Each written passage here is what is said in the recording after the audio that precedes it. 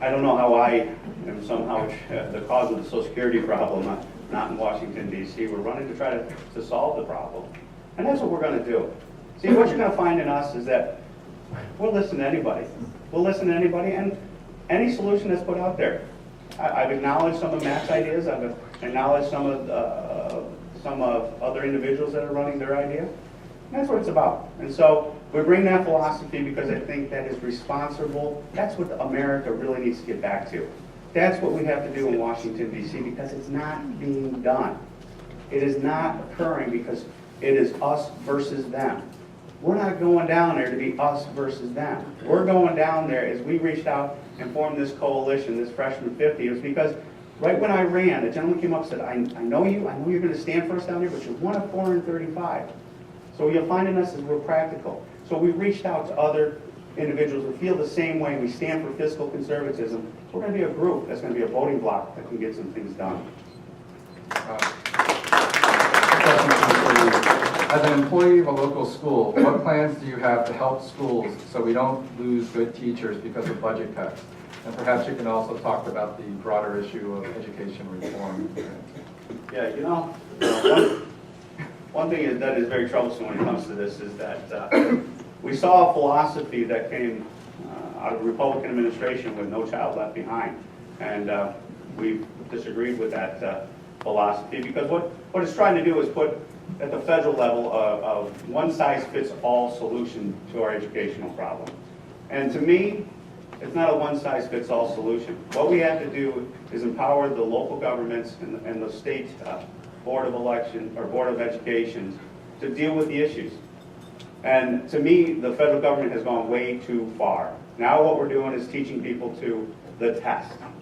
We need to be able to give the teachers the opportunity to have the flexibility to adapt what their curriculums are, their unique situations in their classroom, so that young kids actually learn the material. We were in front of the Kiwanis Club the other day, and we had a great conversation. We had a retired teacher that was there, and she expressed some sincere frustration with that government policy and philosophy. And I hear that, and that needs to change. When it comes to the issue of trying to fund our local boards and our state boards of education, very sensitive to that because it is a tremendous amount of burden that is being placed on our property taxpayers here in the local area because that's a property tax that's being assessed, and I'm sensitive to it. And I think fundamentally how we have to address this is more money doesn't mean better students, better education.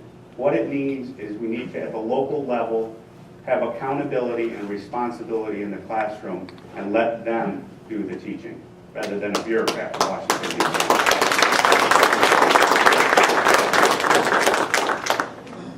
Classroom sizes should be smaller. Public schools should be like palaces where children want to actually go to school and learn. We need support for teachers to make sure that, yes, they don't have to teach a test. I think Tom and I are in agreement here. No Child Left Behind did nothing but leave a lot of kids behind. It emphasized the need to teach a test rather than actually teach a child to be smart, intelligent, and have the life tools necessary to be able to succeed. I think we need to have a fundamental rethinking about how we do education in this country. I think there should be more money thrown into education because you've got school districts who are saying, well, we are obligated to do math, science, and English. What do we cut? Is it the football team? Is it music? Is it art?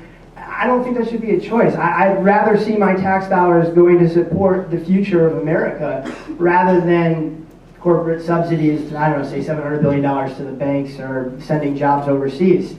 Now, for the college kids in this room, I want you to understand something. I'm just like you. I have $100,000 in student loan debt. I have a mortgage just without the house. And I understand how crushing this can be because my monthly bill is $800 a month. So when it comes time for, one of you guys to go out and get a job, you're not just looking for a job that you want to do, you're looking for something that's going to pay you the resources just to meet this bill that you've got. And there was a man that was much smarter than both Tom and I. His name was Milton Friedman. And in 1954, he came up with this prediction. He looked in the future and he said, college is going to get to be so expensive that we're actually going to take you, the American student, and make you not competitive with your peers around the planet. Because while you're graduating with debt, they aren't. Or think of it this way. Imagine if Steve Jobs, the inventor of the iPhone and the iPod, had graduated with the amount of debt that I had. When he went to the bank to get his small business startup loan, he would have been denied because his debt to income ratio is too high. That's my concern, is that somewhere in this audience, there's another Bill Gates, there's another Steve Jobs, there's somebody out there who's going to make the next Google. And if you don't have the ability to get that small business startup loan, we're not going to make it. But your Chinese counterpart, your Indian counterpart, they will. So what I would rather see is, rather than you pay a bill to a bank every month, I'd like to see it taken out of your income. It's a wonderful plan. It's called income-based repayment. I urge you to get more educated on it. Friedman believed, and I believe with him, it was the only way to actually fund college education. It would make it affordable for all of us, and it would give you guys the opportunity to actually excel, to use your minds to capitalize on your creative intellect, rather than have you be beholden to some arbitrarily debt that a bank has decided based on a monthly income that you have to pay back. I understand how crushing it is. It's going to impact all of our generation going forward. And this is a debate we have to have, because there's currently more debt held by banks in the forms of student loans than there are in credit cards.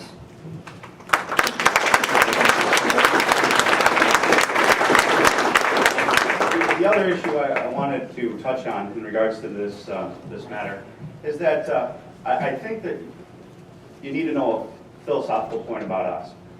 I am a firm believer in the private sector.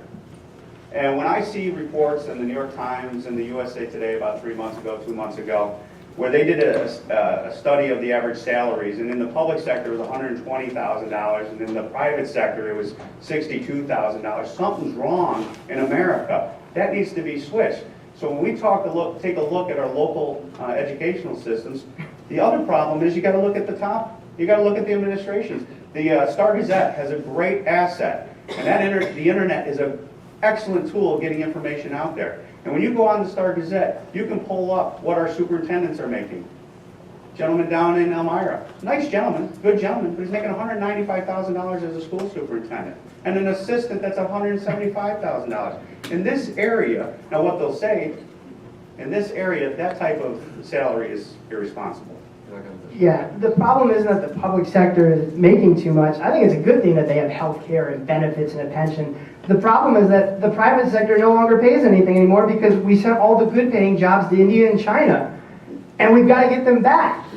I think it's a good thing that the private sector used to have pensions and health care benefits and jobs that paid more than the public sector. You know, Henry Ford was a wonderful industrialist, and I'm going to quote him here. He said, "There's one rule for the industrialist, and that is make the best quality of goods possible at the lowest cost possible, paying the highest wages possible." Now, that's not a revolutionary idea. That's an idea that we've embraced for centuries. I think it's part of the American dream, but we've got to get back to a government that actually allows that to occur, rather than just handing tax breaks to millionaires. Question to Mr. Zeller. What's your view on repealing Don't Ask, Don't Tell? Try to answer this question. I have been in the Army for 9 years. I've been to war. I have never once, in my 9 years of my military service, ever in my entire life seen somebody's sexual identity impact my unit's morale or our ability to fight. It's called our operational readiness. What I have seen is the loss of their skill set profoundly affect my unit's morale and our ability to fight. We are fighting a two-front war. We need every able-bodied person who is willing to do this, who is willing to put themselves above their self-interest and focus on fighting for their country. Now, there was a report out just last night that said the majority of Americans currently are so overweight that they would not meet the Army's basic requirements for physical fitness to be used in a war. I ask you, if there are people who are willing and ready to sign up and they can meet those requirements, why are we turning them away? Or put it to you this way. I saw a picture the other day. It had 3 flag-draped coffins. And it asked a very simple question. Which one of these is gay? Yeah.